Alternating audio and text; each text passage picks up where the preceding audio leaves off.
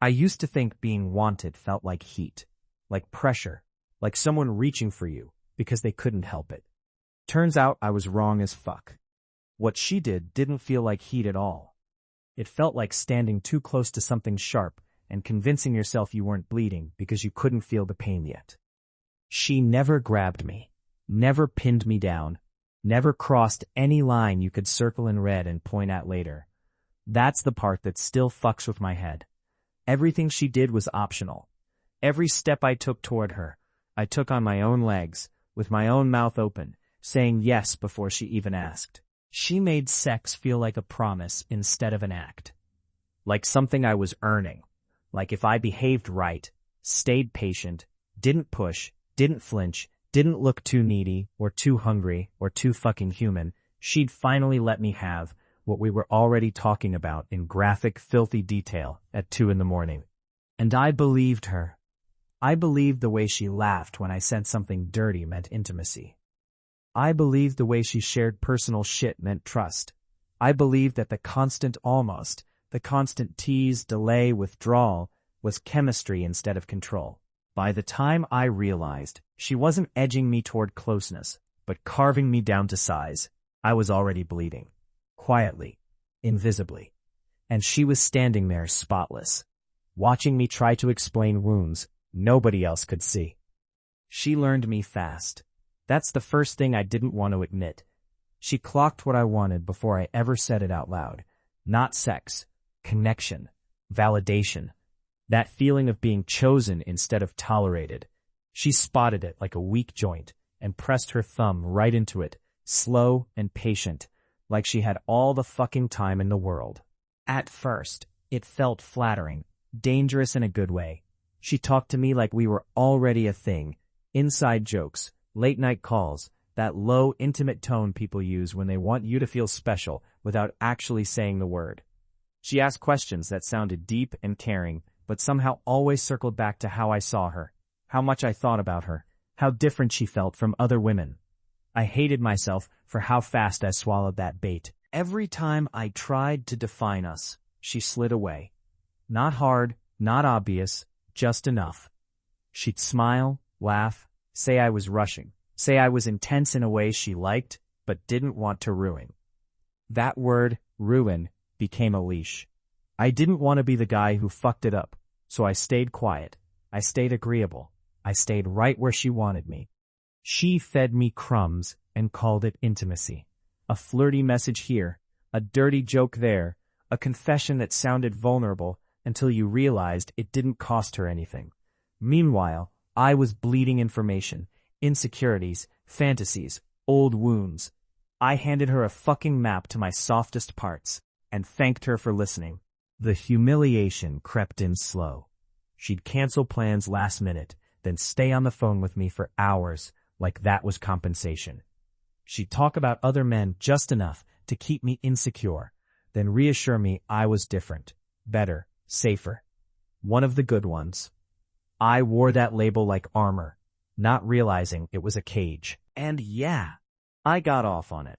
On being chosen in secret. On being the guy she trusted with her late-night thoughts and half-formed desires.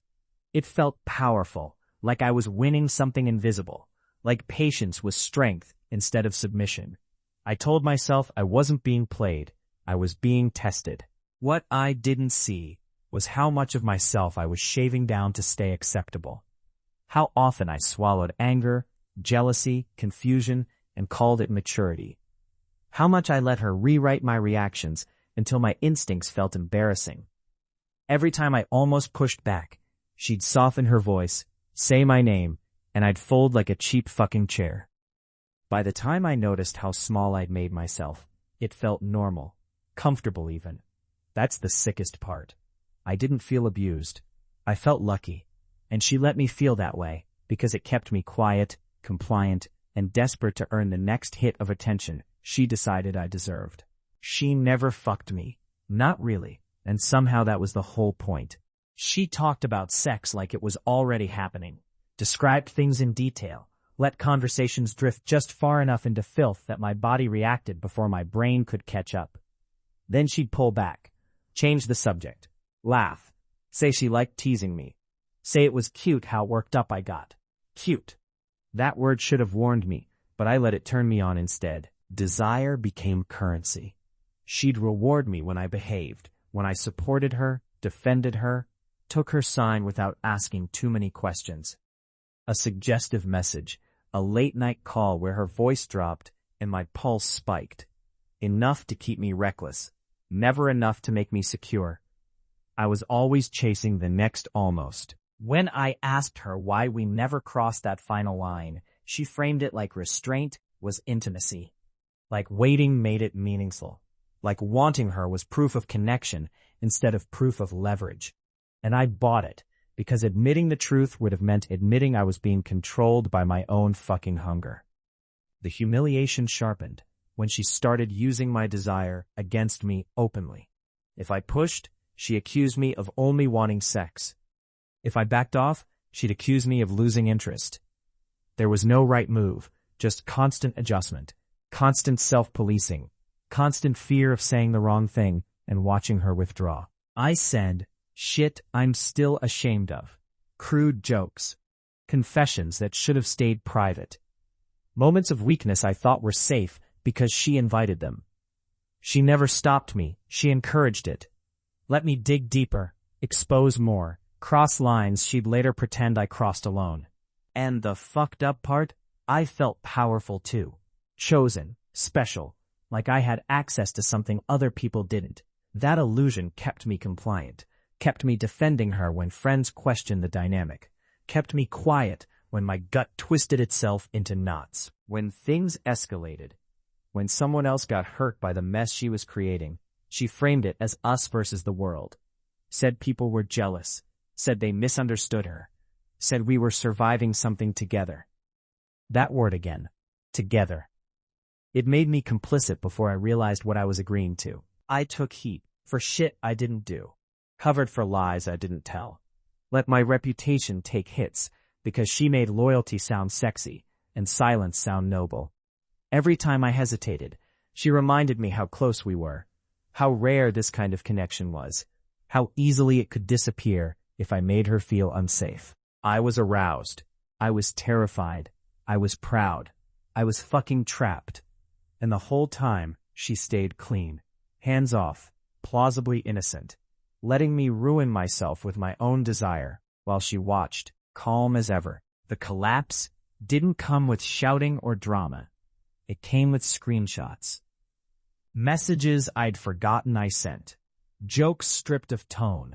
Confessions ripped out of context.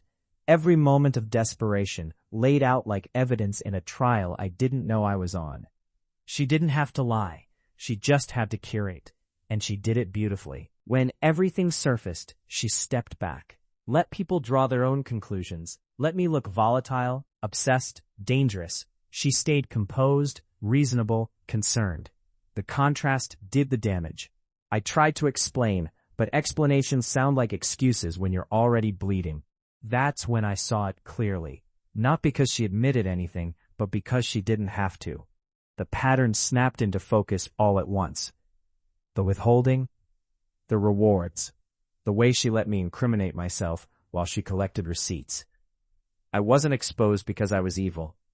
I was exposed because I trusted the wrong fucking person with my desire. When she was finally confronted, truly confronted, she didn't rage or panic. She shrugged, said she never promised me anything, said I misread the situation, said my feelings weren't her responsibility. And the worst part? She was right. Legally, socially, technically. That's how clean she played it. People asked if I felt vindicated when the truth came out. If it helped knowing she'd manipulated others the same way. It didn't. All it did was confirm what I already knew. I wasn't special. I was useful. I didn't lose her. I lost myself, my confidence, my voice, my ability to trust my own reactions. Even now, I second-guess desire. I flinch at intimacy. I hear her voice every time I hesitate, asking if I'm projecting, if I'm rushing, if I'm ruining things again. She was exposed. Yes, publicly, quietly, clinically. But exposure doesn't rewind damage, it just names it. And knowing what she did doesn't stitch me back together.